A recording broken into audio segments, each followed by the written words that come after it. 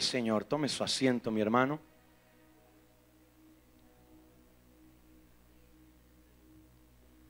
Contentos una vez más de estar acá para continuar lo que el día de ayer empezamos y cuyo tema hemos denominado tiempos proféticos. Y a diferencia de ayer, pues ya no hablaremos de Jeremías, aunque vamos a retomar algunas cosas, sino que nos vamos a enfocar en el segundo profeta. Y al igual que lo hice ayer, he traído conmigo una enciclopedia que habla un poco de una manera, que habla un poco acerca del libro de Ezequiel de una manera muy comprensible, y al mismo tiempo plantea algunas cosas interesantes. Pero antes de empezar a hablar de Ezequiel, quisiera yo ponerlo un poco en perspectiva con relación a Jeremías, porque, y creo que a mí me sucedió también en alguna etapa, la mayoría de cristianos no logra identificar los tiempos en los que fueron escritos cada uno de los libros de la Biblia, o tal vez no lo tenemos tan presente. Nos hablan de Isaías y creemos que era compinche de Jeremías, y tal vez nos hablan de Daniel y creemos que vivió en el tiempo del profeta Amós, y no es así. Cada uno de ellos vivió en un tiempo y en una circunstancia distinta, y es muy importante que usted pueda tener claro esto, ya que a la hora de hablar de tiempos proféticos esto resulta neurálgico. Y para retomar algunas cosas de lo que hablamos ayer, quisiera leer un poco acerca del libro de Jeremías, de esta enciclopedia que he traído por acá. Puntualmente, ¿cuál es la fecha en la cual el libro de Jeremías es escrito? Dice por acá: el ministerio de Jeremías abarca unos 40 años, de 627 a 586 antes de Cristo. Esto comprende desde el año 13 del reinado de Josías hasta el año 11 del reinado de Sedequías. En agosto de ese año 11, la gente de Jerusalén fue llevada cautiva, según lo que dice el mismo libro de Jeremías, capítulo 1, versículos 2 y 3. ¿Cuál es la ubicación? ¿Dónde estaba Jeremías cuando el libro fue escrito? Jeremías pronuncia las profecías en Jerusalén, capital de Judá, la nación judía del sur.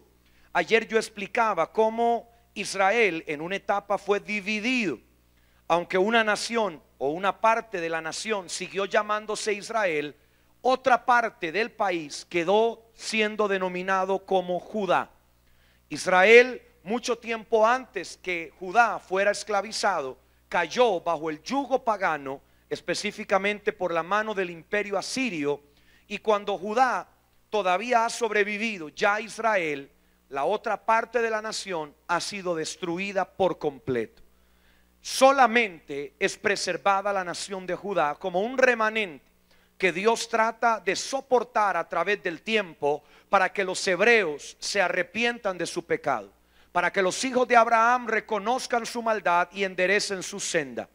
Esto lamentablemente nunca sucede, y por el contrario aparece Jeremías para traer, como lo vimos ayer, una palabra que le anunciaba al pueblo israelita que vendrían 70 años de cautiverio. Cuando Jeremías proclama estas palabras, él se encuentra en Jerusalén. Él lo habla desde antes de que suceda, pero él también llega a ser testigo de la invasión de Babilonia y de Nabucodonosor a Jerusalén. Lo que mucha gente tal vez no entiende, o le ayudo yo para que usted lo pueda comprender mejor, es que Babilonia y Nabucodonosor no tuvieron una sola invasión sobre Israel. Fueron varias invasiones. Se denominan hasta 3 distintas invasiones de Nabucodonosor sobre Israel, en las cuales suceden cosas distintas. En la primera invasión, Nabucodonosor le preserva la vida a la mayoría del gobierno israelita, y la forma en la cual él decide poner su yugo es demandándoles el cobro de un impuesto. 8 años después de que llega la primera invasión babilónica a Israel, los hebreos deciden por cuenta propia dejar de pagarle el tributo a Nabucodonosor, provocando su ira y una segunda invasión. En esta segunda invasión es cuando tiene lugar la mayor parte del ministerio de Ezequiel. Ezequiel está entre esos deportados que Nabucodonosor toma para llevarlos a Babilonia e impedir que el gobierno judío se vuelva a levantar. En aquel tiempo, cuando un imperio mayor gobernaba sobre un imperio menor, la práctica común, la práctica corriente era matar o acabar con toda esperanza de rebelión. Y la rebelión no iba a estar en la mente de los más sencillos y humildes. Por lo general, las rebeliones estaban en manos de la familia real, del grupo sacerdotal, de los pensadores, de los entendidos, y ellos eran los que maquinaban las rebeliones. Por eso es que Daniel también es tomado dentro de los deportados, porque Daniel, a diferencia de Jeremías y de Ezequiel, era un hijo de la casa real de Israel. En el caso de Ezequiel se entiende que este hombre no era descendiente de reyes, pero sí era un sacerdote. En ese contexto quiero leerle algunas otras cosas de Ezequiel para que usted se ubique todavía mejor. ¿Cuál es la fecha en la cual Ezequiel se escribe? Se dice que fue en el año 597 antes de Cristo. Cuando tenía 25 años, el sacerdote Ezequiel es llevado cautivo a Babilonia. 5 años más tarde comienza su ministerio de 22 años como profeta entre el 593 y el 571 antes de Cristo. Si usted es curioso, se dará cuenta que hay alrededor de 20 años, un poco más, un poco menos, entre el ministerio de Ezequiel y el ministerio de Jeremías. Pero sobre todo quiero destacar las situaciones tan distintas en las que se encontraban ambos. Jeremías vio la palabra profética a la distancia, pero Ezequiel tuvo que vivir el cumplimiento de esa palabra profética. Mientras que uno profetizó siendo un profeta libre, el otro tuvo que aprender a ser profeta en medio de la esclavitud. Mientras que uno habló del cautiverio babilónico, otro tuvo que vivir la humillación de lo que significó entrar al imperio babilónico como un esclavo.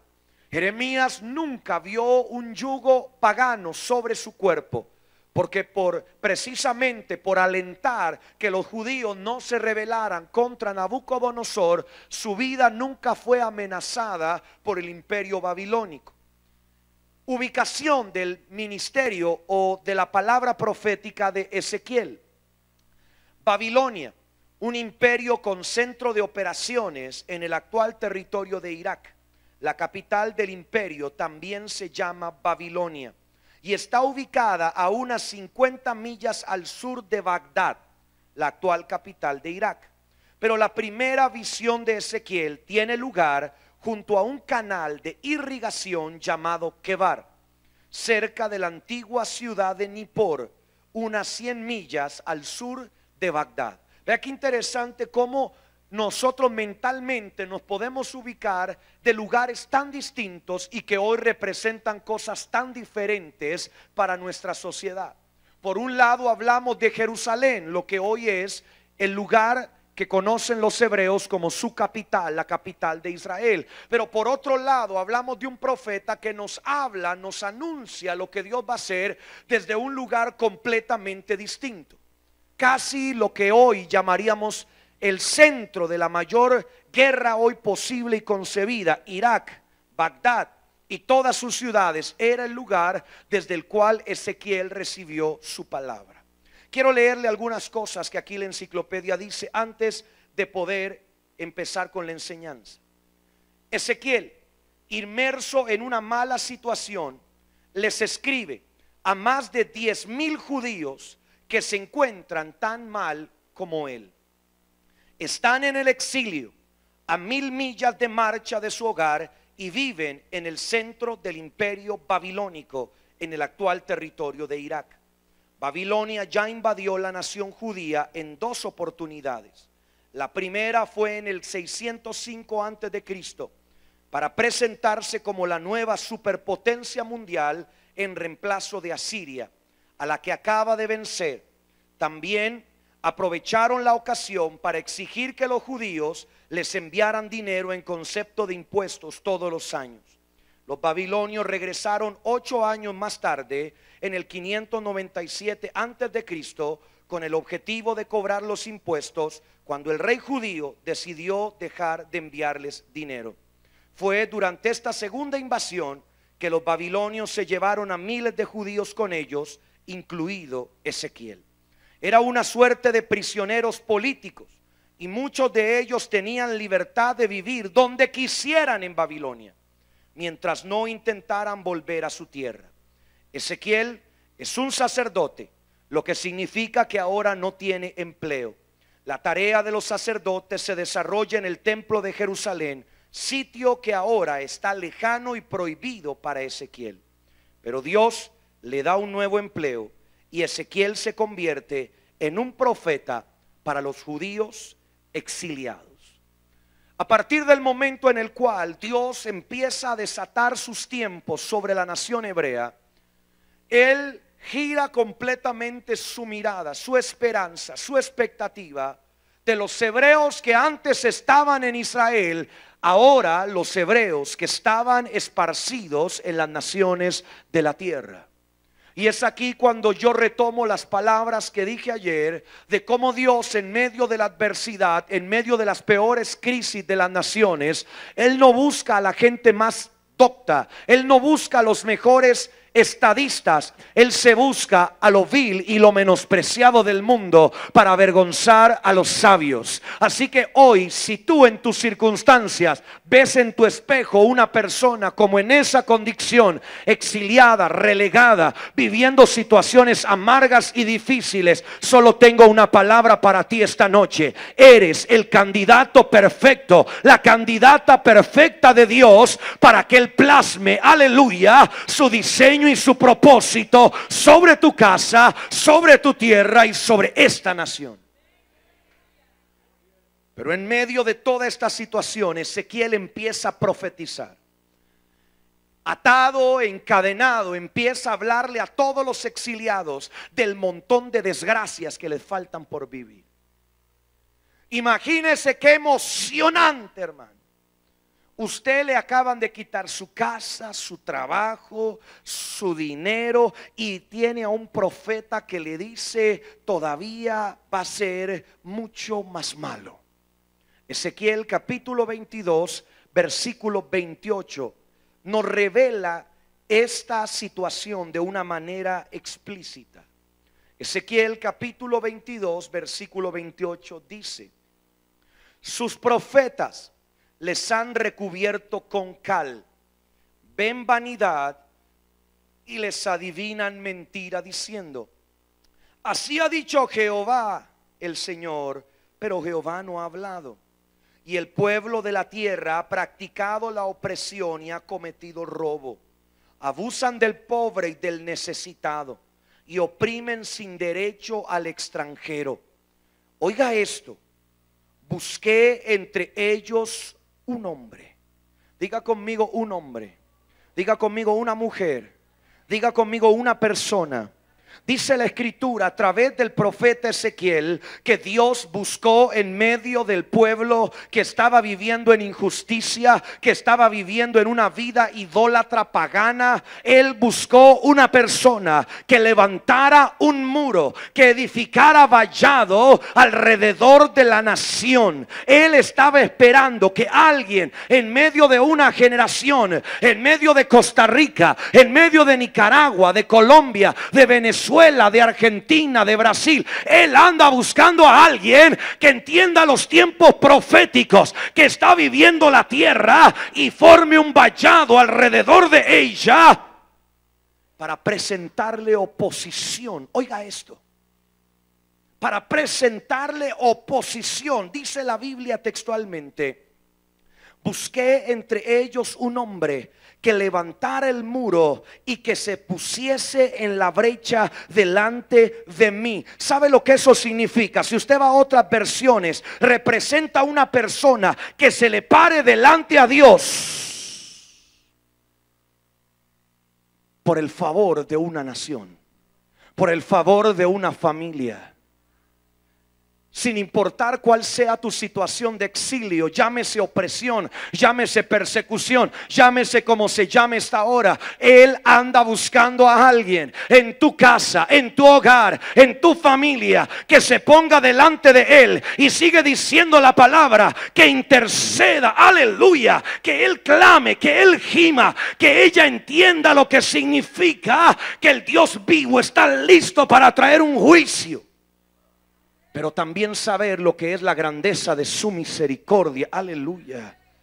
Dice, intercediendo por la tierra para que yo no la destruyera. Pero dice la escritura, yo no hallé a esa persona. Yo no hallé a ese hombre. No hallé a esa mujer, aunque yo mismo me dediqué a buscarlo.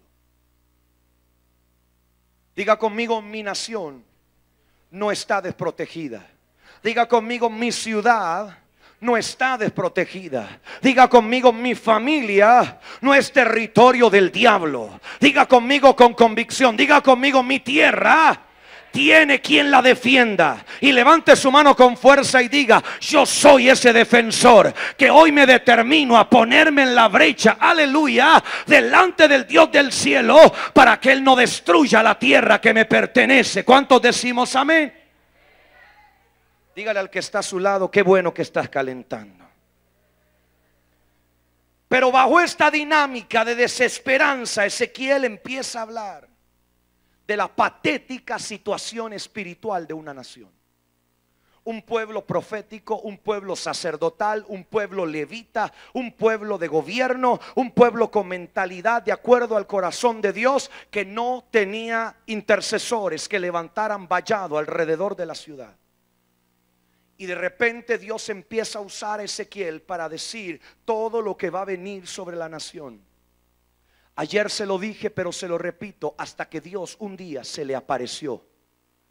Y dice la escritura que Dios tomó el espíritu de Ezequiel, el espíritu contrictado de un exiliado, el espíritu de un desempleado como era el sacerdote que ya no tenía templo, el espíritu de aquel que estaba totalmente desesperanzado por la situación de esclavitud. Dios toma a este hombre y lo lleva a un lugar de todavía mayor desesperanza, pero en ese sitio que refleja lo que Ezequiel ha profetizado desde hacía años, Dios le pregunta, Ezequiel, esto es todo lo que yo voy a hacer con ustedes. Este es el final que yo he preparado para la nación de Israel. Y el profeta contesta, Señor, solo tú lo sabes. Pero hay algo tremendo, porque dice la palabra que Dios le dice a Ezequiel, hijo de hombre.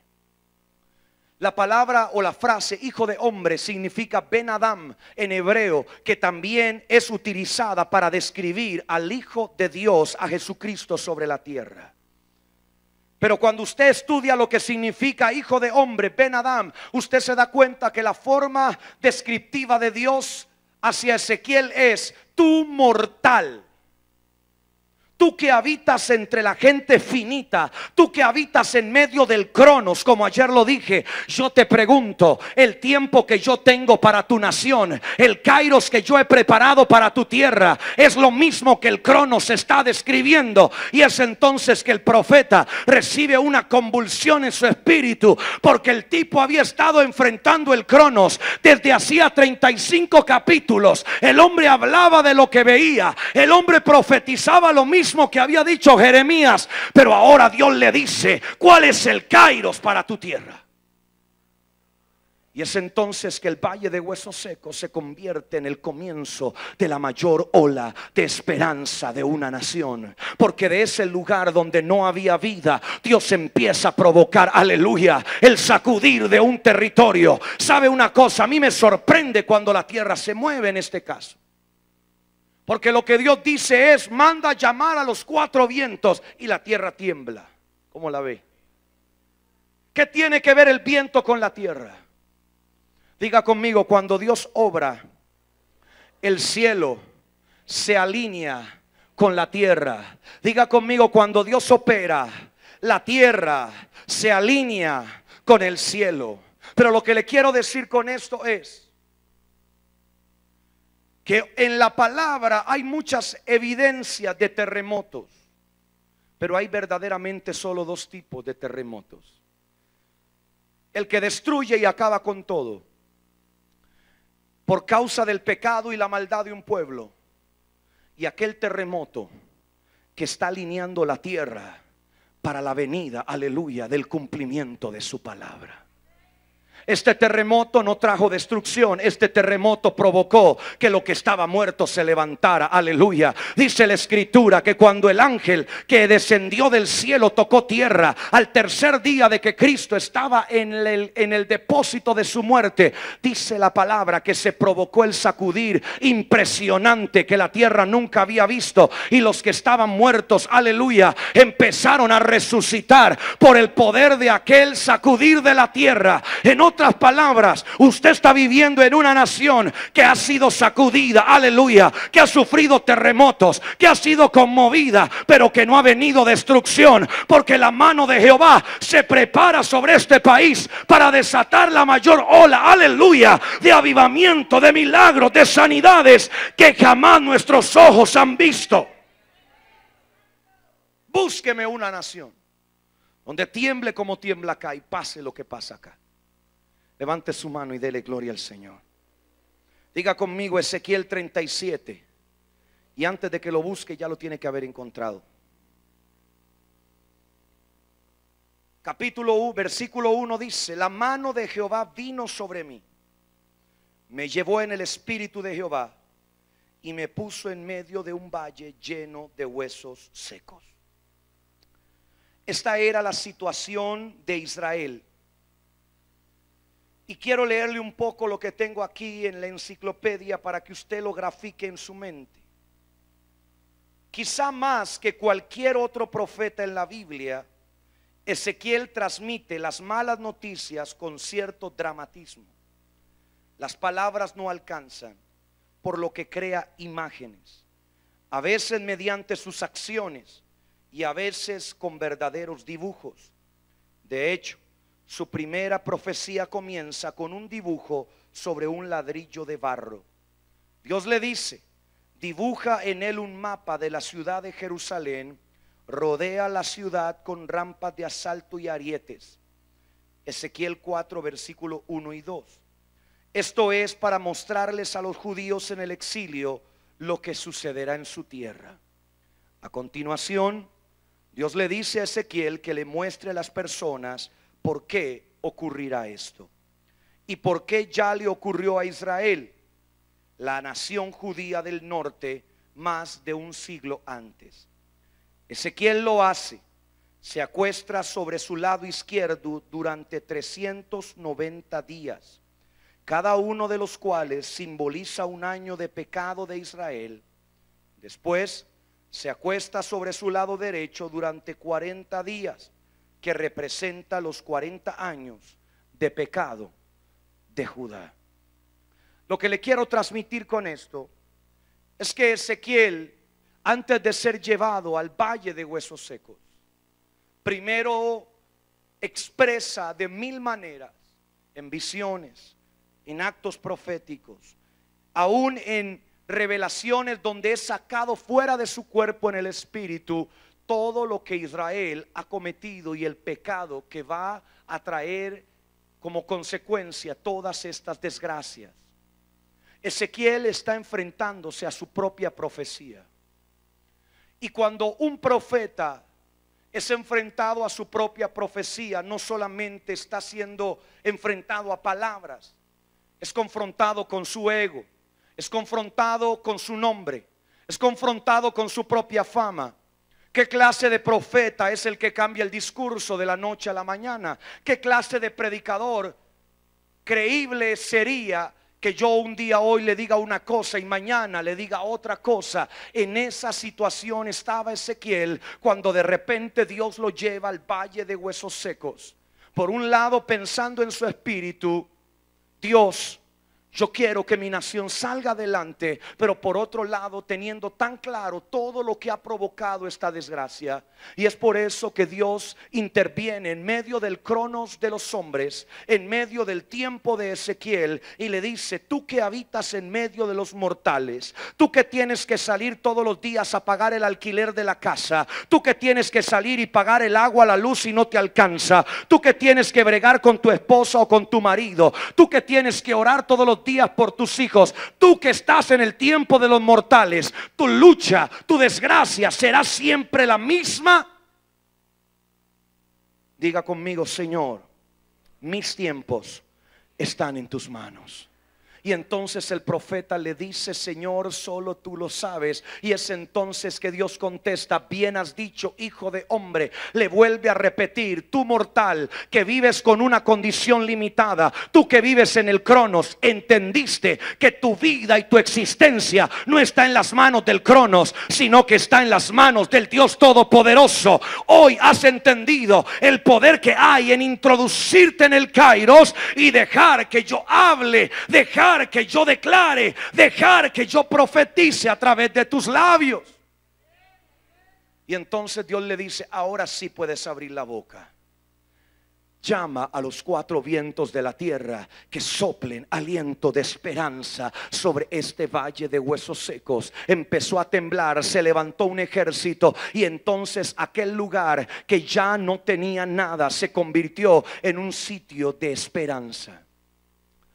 Capítulo 36 y 37 marcan un quiebre radical en la profecía de Jeremías, que empieza a cambiar completamente la historia. Y poco a poco usted lo verá, Ezequiel empieza a hablar ya no de desgracia ni de esclavitud, sino que empieza a hablar, ay aleluya, de la gloria de Jehová desatada sobre la tierra. Ya él no empieza a hablar de la pobreza, de la esclavitud, de los grilletes. Él ya no empieza a hablar con el dolor que aún un esclavo puede sentir. Él ahora empieza a observar, aleluya, como el río de Dios empieza a aumentar de nivel y empieza a cambiar las circunstancias.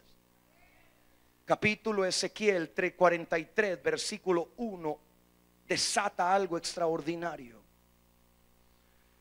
Ezequiel 43 versículo 1 dice la palabra: luego me llevó a la puerta que mira hacia el oriente, y he aquí la gloria del Dios de Israel que venía del oriente, y su voz era como el sonido de muchas aguas, y la tierra resplandecía a causa de su gloria. Y el aspecto de la visión que vi era como aquella visión que vi cuando vine para destruir la ciudad. Quiero que subraye eso si puede hacerlo. Porque Ezequiel ya había visto la gloria de Dios una vez, pero esa gloria no había venido para traer bendición. Esa gloria, la primera vez que había aparecido, había venido para traer destrucción sobre la tierra. En otras palabras, Ezequiel está teniendo una visión donde se repite todo lo que había profetizado en los primeros 35 capítulos de su libro. Ezequiel está observando que se repite la historia en el espíritu. Vuelve a ver las mismas evidencias de cuando Dios había traído muerte sobre Israel. Pero ahora, diga conmigo, pero ahora, vamos, dígalo con fuerza, pero ahora las cosas serían distintas. Y el aspecto que vi era como aquella visión que vi cuando vine para destruir la ciudad. Y las visiones eran como la visión que vi junto al río Quebar. Oiga, junto al río Quebar, junto a ese lugar donde Dios había comenzado su ministerio. Donde comenzó el ministerio de Ezequiel, en el exilio, con cadenas en las manos, profetizando muerte. En ese lugar Dios lo había tomado para empezar a hablar. Le estaban recordando la misma visión, solo que ahora dice la escritura que Ezequiel cayó de rodillas. Para mí esto significa algo determinante, porque la primera vez que Dios se le aparece a Ezequiel, Dios le abre los cielos. La actitud de Ezequiel era una actitud erguida, natural, humana, de pie viendo al cielo. Pero ahora él cae de rodillas. ¿Y qué era lo que Dios estaba buscando para no destruir la ciudad? Un hombre, una mujer, una persona que levantara un muro, un vallado alrededor de la nación para que se le interpusiera a la destrucción que venía sobre la tierra. Ahora Ezequiel no era el mismo de la primera visión. Ezequiel ya no era la misma persona de la primera visión. Y cae de rodillas. Y no quiero imaginarme, estoy seguro que ese caer de rodillas no solo sirvió para darse un golpe en la frente. Ese caer de rodillas fue el acto de humillación de un hombre que entendió que la historia de la nación iba a volver a repetirse en desgracia si alguien no se ponía en la brecha. Quiero que usted entienda esto para que todo intercesor profético sepa cómo orar. Cada nación, cada ciudad tiene ciclos espirituales como los de Israel, donde Dios desata juicio, amén. Pero también luego del juicio Dios pretende abrir tiempos de justicia. Pero si no hay hombres, si no hay mujeres que estén listos para desatar lo nuevo de Dios, lo único que puede suceder es que el proceso vuelva a comenzar. Argentina, cada 10 años una desgracia financiera. México, hace 200 años atrás la revolución mexicana, la independencia mexicana. 100 años después la revolución mexicana. 100 años después, hace unos años atrás, la guerra contra el narcotráfico. Murió más gente que en todas las guerras anteriores en México. Espíritus que visitan la maldad de las naciones, la maldad de los pueblos, que están esperando, aleluya, volver a reconsagrar los territorios con derramamiento de sangre, con muerte, con desesperanza. Paraguay, la misma historia. Centroamérica, lo que hoy se le llaman pandillas, hace 20 o 30 años atrás eran las guerrillas izquierdistas. Y la gente se pregunta por qué no salen los pueblos de donde están, por qué no salimos del atolladero. Le tengo buenas noticias. Dice la escritura que Dios no va a hacer nada si antes no se lo revela a sus siervos los profetas. Y las buenas noticias es que ya no estamos como hace 20 o 30 años atrás. Dios ya levantó profetas en América Latina. Ya Dios levantó profetas en esta nación. Ya Dios levantó profetas en Argentina, en Colombia, en Venezuela, en El Salvador, en Nicaragua, en Panamá. Dios ya levantó profetas. Y los ciclos que han estado atorados, que han estado detenidos, se van a desatar. Ezequiel estaba atorado en un proceso. Pero ahora hay otro hombre que enfrenta la visión. Y quiero seguir leyendo con usted. Y dice todo lo contrario a lo que había sucedido en la primera visión. Y la gloria de Jehová entró en la casa por la vía de la puerta que daba hacia el oriente. La primera vez esta visión había traído muerte. Pero esta segunda vez la gloria de Dios no se había devuelto, no se había ido. Ahora la gloria de Dios había venido para llenar la casa. Aleluya. Usted todavía no me ha entendido, se lo voy a volver a repetir. Un día cuando el templo fue destruido, la gloria de Dios se retiró de Israel diciendo: yo ya no estoy con ustedes. Esa fue la primera visión que Ezequiel miró. Una visión de desprecio, de rechazo de Dios hacia un pueblo. Pero ahora él observa exactamente lo mismo. Pero ahora Dios no dice: yo no los quiero. Ahora Dios no dice: yo los rechazo. Ahora Dios no dice: yo ya no voy a estar con ustedes. Ahora Dios hace todo lo contrario, y la gloria que se había alejado la primera vez empieza a entrar por las puertas del templo para llenar toda la casa. En otras palabras, la historia cambia. ¿Cuántos están acá?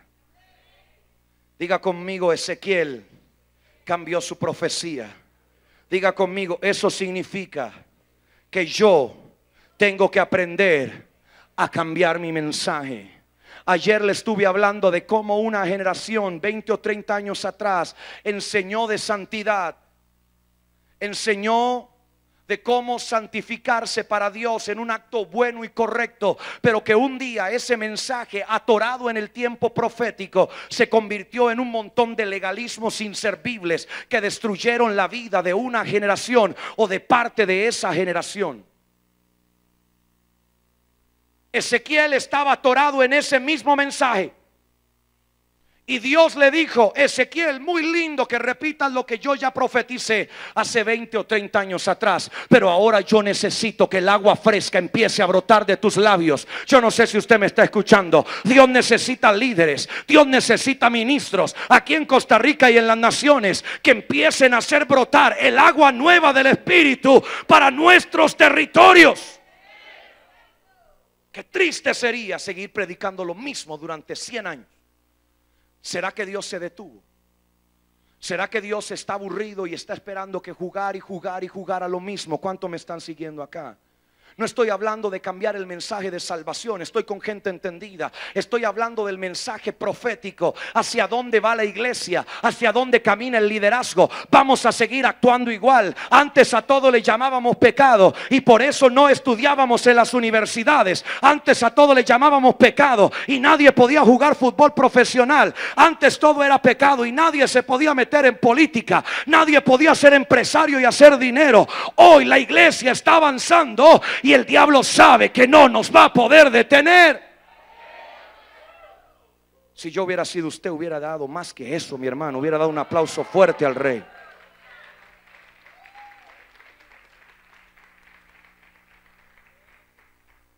Pero ahora yo quiero que usted vaya al libro de Ezequiel de nuevo, capítulo 47, porque voy a ir cerrándole el tema. Aunque tengo mucho tiempo, yo pensaba que se me había ido. Gloria a Dios.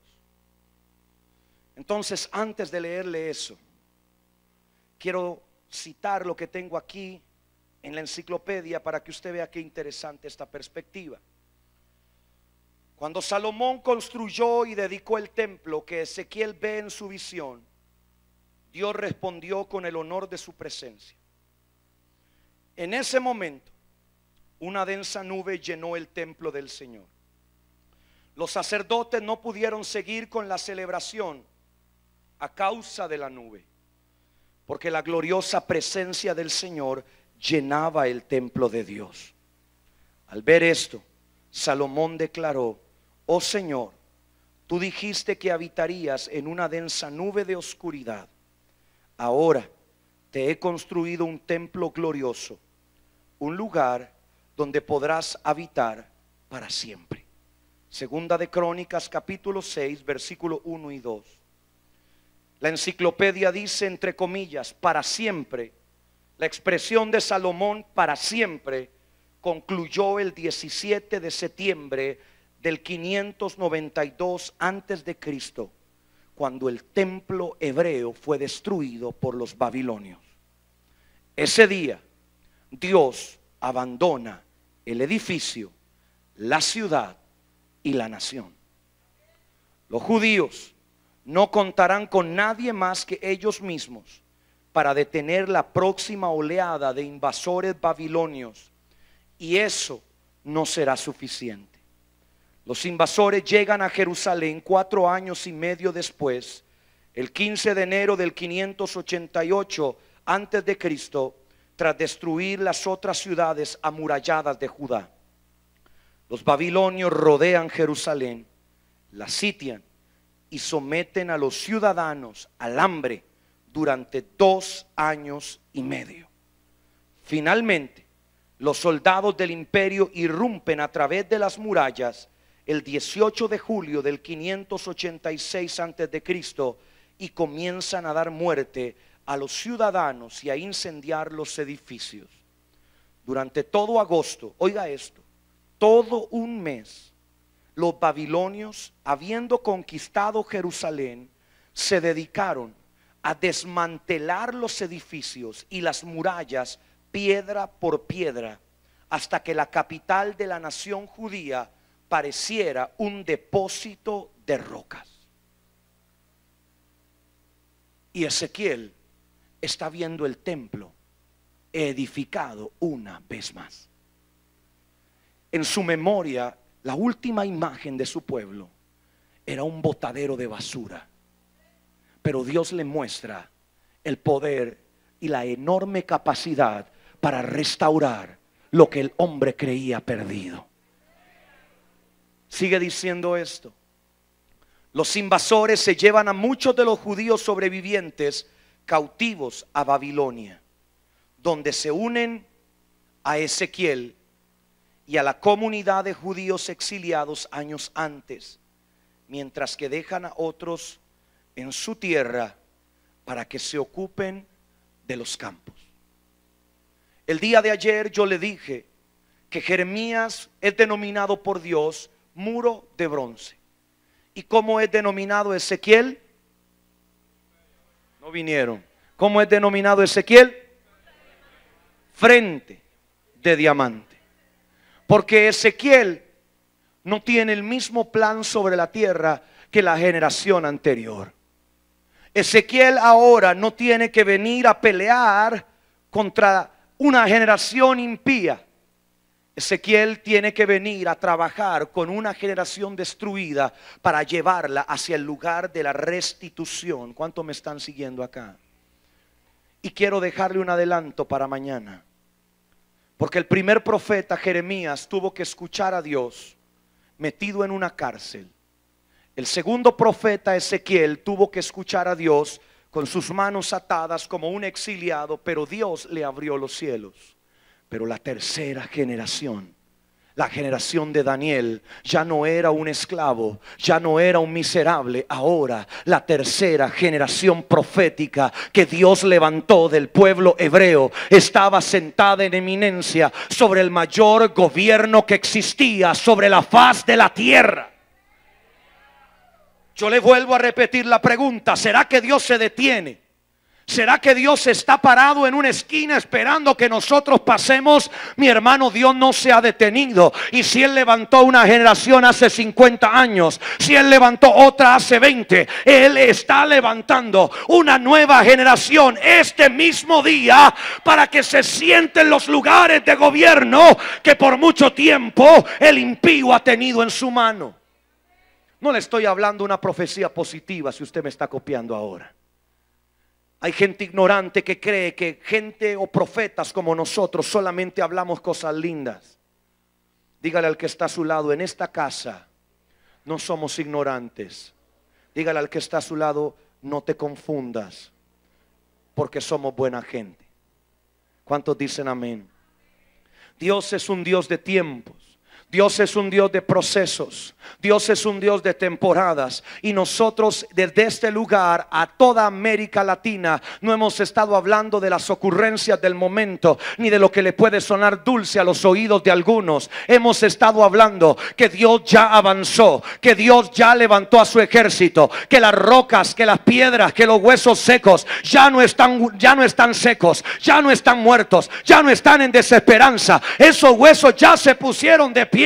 Esos huesos ya están marchando, esos huesos ya están avanzando, porque yo ya no veo más ese lugar de muerte, yo ya no veo más ese lugar de desgracia. Ahora yo veo el enorme futuro que Dios está preparando para esta tierra.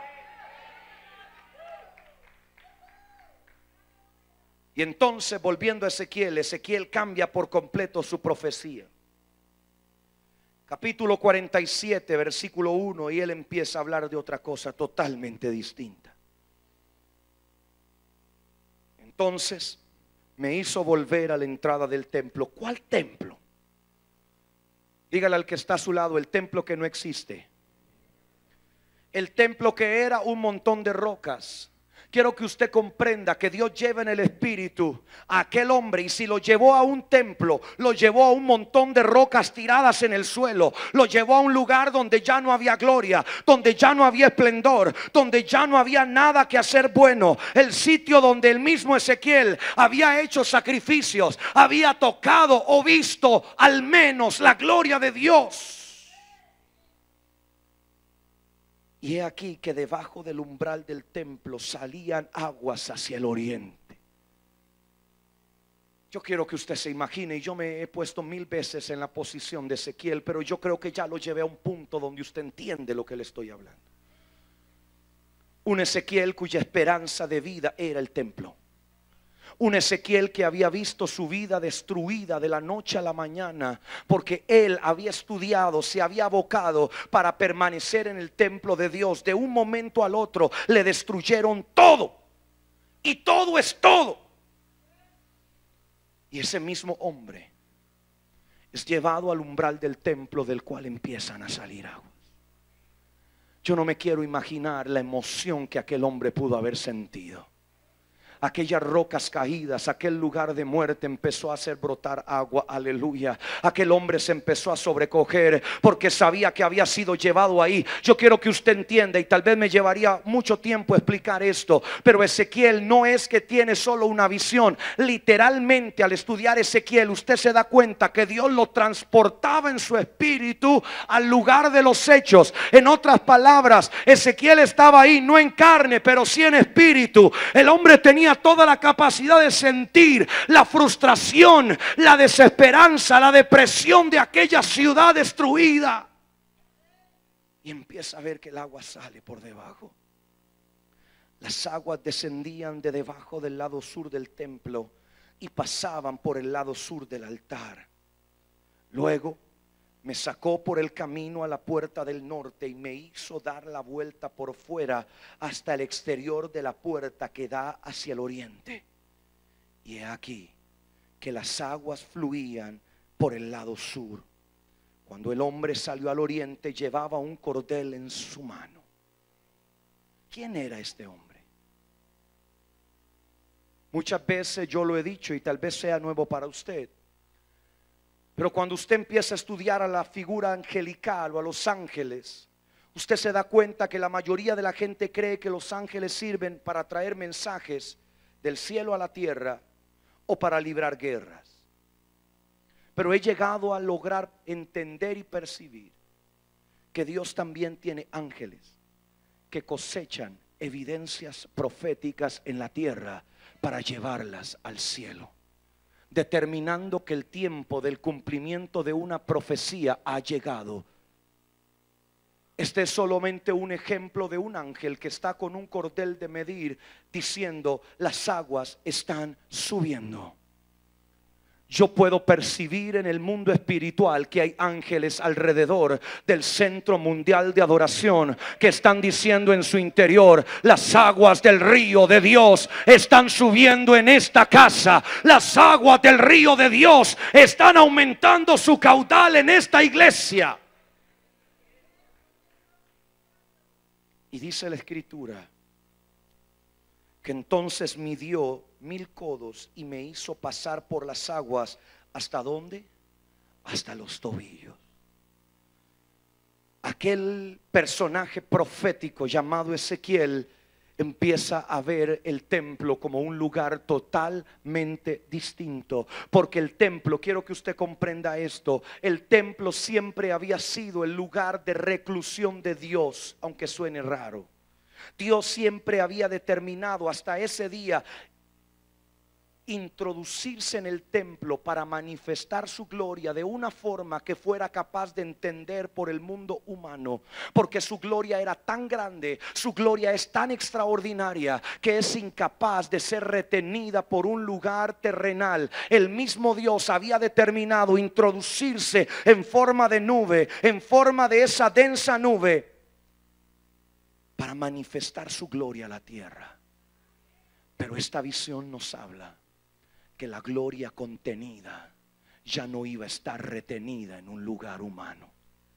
Usted no me escuchó lo que le acabo de decir. Esta visión le está diciendo a Ezequiel: la gloria de Dios es tan grande, el poder de Dios es tan enorme, que ahora no solamente va a estar recluido en el templo, va a empezar a derramarse la gloria de Dios por todos los confines de la tierra, porque no puede ser más retenida.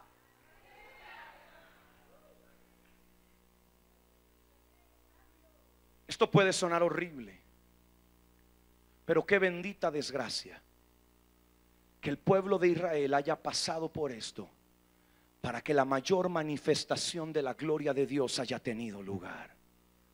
Porque si hasta el día de hoy esto no hubiera sucedido, tú y yo todavía seguiríamos en tinieblas. Pero un día Dios dijo: ya es suficiente, aleluya, de retenerme a mí mismo, de retener mi amor, de retener mi poder, de retener mi sobrenaturalidad en un lugar reservado para un solo pueblo exclusivo.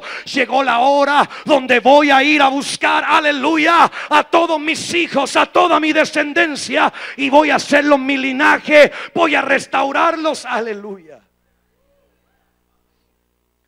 Y de repente este profeta se le mojan los tobillos y se sigue metiendo, y ahora se da cuenta que el agua le llega a las rodillas. Aquel profeta se da cuenta que no tiene miedo del agua, y de repente sigue entrando y el ángel sigue midiendo, y ahora dice que el agua, ¿dónde le llegaba? No, rodillas, ya dije, cintura. Diga conmigo tobillos, diga conmigo rodillas, diga conmigo cintura. Y entonces el profeta de repente tal vez se empezó a preocupar, porque dice: caramba, ya esta agua se está poniendo densa. Pero él ve el templo. Oiga esto, versículos más adelante dice: midió otros 1000 codos y el río ya no se podía cruzar, porque las aguas habían crecido. El río no se podía cruzar sino a nado. Y me preguntó: ¿has visto? ¿O qué? ¿O qué? Vamos, quiero que esté conmigo. ¿Qué es lo que le dice? ¿Has visto, oh hijo de hombre? Dios le está diciendo: ¿te acuerdas del valle de huesos secos? Le está diciendo: eso no era todo tampoco. Yo no solamente quiero un ejército, no solamente quiero intercesores, no solamente quiero gente de oración, quiero derramar mi gloria sobre toda la tierra. Dios le está diciendo: tú que estás en el campo de los mortales, tú que estás limitado en tu condición humana, ya estás viendo lo que está pasando. Tú que conoces la ley, tú que conoces la tradición, tú que viste cómo se terminó haciendo el templo al final del proceso con Babilonia, ¿te das cuenta cuán grande es el poder de Dios? Y entonces sigue la palabra diciendo: oiga esto, después me condujo y me hizo volver a la ribera del río. Oiga esto, cuando volví, si yo fuera usted, yo arrebato esta palabra. He aquí que en la ribera del río había muchísimos árboles, tanto a un lado como a otro. Y me dijo: estas aguas van a la región del oriente, descenderán al Arabá y llegarán al mar, a las aguas saladas. Y las aguas serán ¿qué? Y las aguas serán ¿qué? Las aguas serán sanadas. Y oiga esto, yo lo desato sobre usted para cerrar esta palabra. Y sucederá que todo ser viviente, todo lo que respire, todo lo que camine, todo lo que tenga la capacidad mortal de andar sobre esta tierra, aleluya, que se desplace por donde quiera que pase el río, vivirá, aleluya. Esa persona, ese ser, no importa cuán enfermo esté, no importa cuántos problemas tengan, no importa si está encadenado, no importa si está oprimido por demonios, si ese ser viviente, si esa persona alcanza a tocar ese río, alcanza a tocar el río, vivirá. Habrá muchísimos peces por haber entrado allá estas aguas. Yo hubiera extendido mis brazos y estaría recibiendo peces en este momento ahora en mi espíritu. Habrá muchísimos peces por haber entrado allá estas aguas. ¿Sabe lo que esto significa? Que Dios va a empezar a llevar su bendición a lugares donde antes no la había. Dios va a empezar a desplazar su río. Y yo desato sobre ti esta palabra. Dios va a empezar a hacer canales, va a hacer surcos a través de tu vida, para que el río donde no ha llegado empiece a llegar. Y donde ese río no ha llegado, y donde ese río tú lo hagas llegar, van a empezar a venir la bendición y la prosperidad del Altísimo en forma de peces, en forma de granos, en forma de vino, en forma de aceite.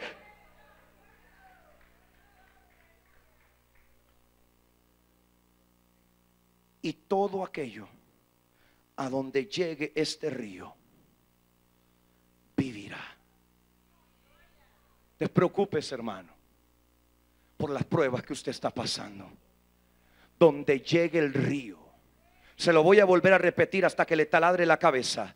Despreocúpese por sus problemas. Donde llegue el río del Altísimo, donde alcance a tocar ese río, no importa por más desierto que sea, no importa por más dura que sea esa roca, donde alcance a tocar ese río caudaloso de vida, va a provocar que lo que está muerto se levante por el poder del Dios Altísimo. Vamos, dele un aplauso fuerte al Rey. Vamos, dele fuerte, fuerte, fuerte el aplauso al Rey.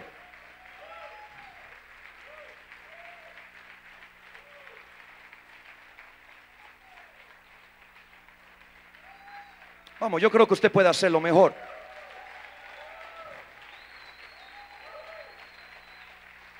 Dese unos segundos más para aplaudir, vamos.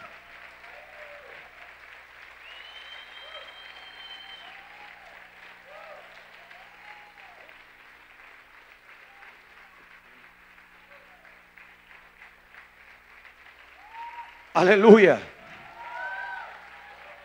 Vamos, vamos, siga aplaudiendo, siga aplaudiendo. Aleluya.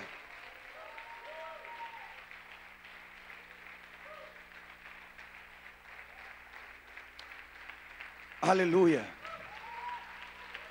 El poder de Dios está sobre tu vida esta noche. El poder del Dios Altísimo va a estar sobre tu vida toda esta noche. Así que yo te recomiendo, aleluya, que abras tu boca durante estos segundos, que tú proclames la palabra durante estos momentos, porque el poder de Dios está sobre tu vida. Aleluya. Aleluya.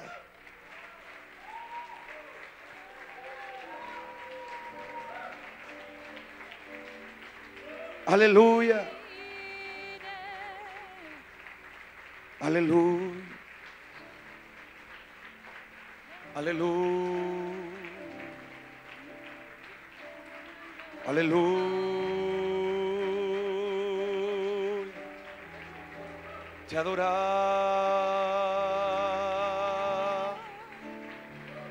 Tú eres digno, Señor.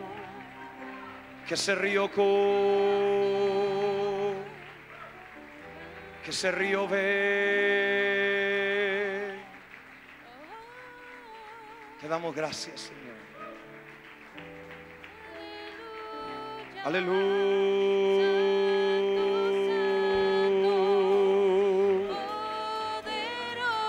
Al que está sentado en el trono.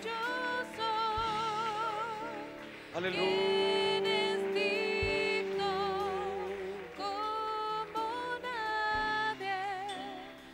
Ahí de pie quiero dejarte una idea importante, porque apenas te estoy hablando del segundo capítulo y yo te aseguro que mañana va a estar mucho mejor. Pero cada vez que tú vengas y escuches este mensaje denominado tiempos proféticos, yo quiero que tú siempre tengas presente que hay algo más para tu vida. Y ese algo más no es lo que dictamine una sociedad, no es lo que digan los medios de comunicación, no es lo que diga tu padre, tu esposo. Estamos en las manos del Dios Altísimo y no hay mejor lugar para encontrarnos, porque aún en medio de nuestra debilidad, aún en medio de nuestras fallas, aún en medio de nuestro pecado, en las manos del Dios eterno siempre habrá una esperanza. No hay mejor lugar para estar. Pero yo quiero que tú te vayas proyectando hacia donde Dios nos está llevando. Un profeta que vivió la desesperanza absoluta de profetizar cautiverio. Otro profeta que tuvo una estación bisagra. Hablar primero lo mismo que la generación anterior, pero ahora hablar de lo nuevo. ¿Qué nos puede estar esperando mañana? Un profeta que no estuvo atorado en el pasado. Un profeta que no se retuvo en lo que ya había sucedido. Un profeta que sabía que el tiempo ya había transcurrido. El tiempo crono ya había avanzado. Pero este profeta le dio la bienvenida al Kairos de Dios. Y se sentó en dos de los tronos más grandes de la tierra. un profeta de Dios.